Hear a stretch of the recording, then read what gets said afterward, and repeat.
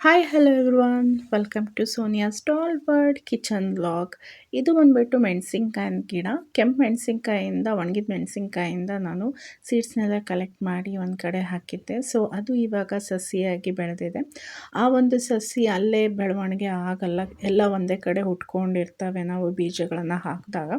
So ಈ ಥರ ಒಂದು ಸ್ಟೇಜ್ ಬಂದಾಗ ಸೊ ನಾವು ಅದನ್ನು ನೀಟಾಗಿ ಮಣ್ಣಿಗೆ ನೀರು ಹಾಕಿ ಅದನ್ನು ನೀಟಾಗಿ ತೆಗೆದು ಮಣ್ಣಿಂದ ಮತ್ತು ಇನ್ನೊಂದು ಪಾಟ್ನ ರೆಡಿ ಮಾಡಿಕೊಂಡು ಮಣ್ಣನ್ನು ತೇವ ಮಾಡಿಕೊಂಡು ಈ ಥರ ಚಿಕ್ಕ ಚಿಕ್ಕ ಹೋಲ್ಸ್ಗಳನ್ನು ಮಾಡಿಕೊಂಡು ನಾವು ಈ ಗಿಡಗಳನ್ನು ನೆಡಬೇಕಾಗತ್ತೆ.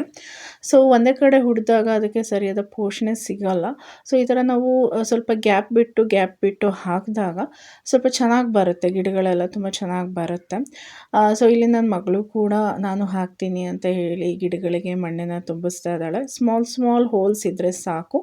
ಹಾಗೆ ಬೇರಿಂದ ಸ್ವಲ್ಪ ಮೇಲಷ್ಟೇ ಮಣ್ಣು ಹಾಕಬೇಕಾಗುತ್ತೆ. ತುಂಬ ಎಲೆ ತನಕ ಮಣ್ಣು ಹಾಕಿದ್ರೆ ಅದು ಚೆನ್ನಾಗಿ ಬರಲ್ಲ.